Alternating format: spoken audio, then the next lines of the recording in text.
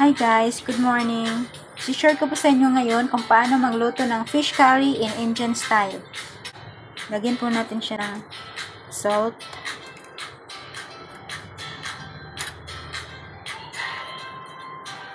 turmeric,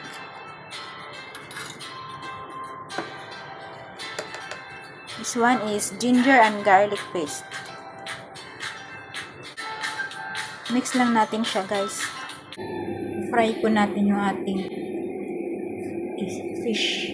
Fry na po natin yung ating fish.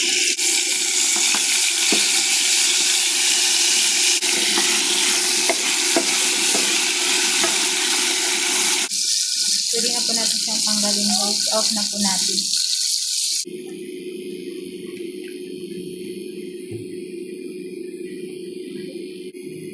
Mustard seed, cumin seed, meaty seeds. Dahil wala po akong curry leaves, lagyan po natin yung ating onion. Yung onion, salt, lagyan natin yung ating tomato. This one is chili paste. This one is ginger and garlic paste. This one is garam masala.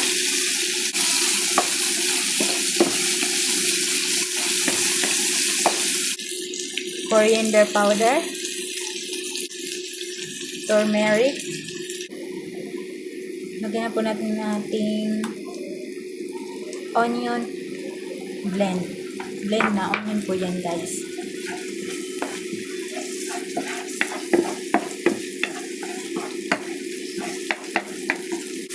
This one is fish curry.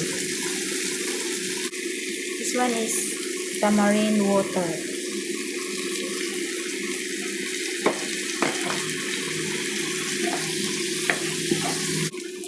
Lagyan na po natin guys yung ating fried fish.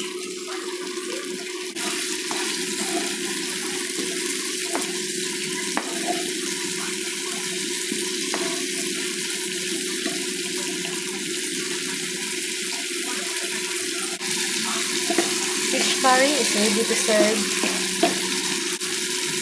Pag na po natin siya. I saw what's that from the sky. Did you go finish or you know you go finish? Say go finish. Say go finish. Say go finish. Say. Ito na po yung ating fish curry in Indian style. Yeah. Thank you for watching guys. Hope you like it. Bye.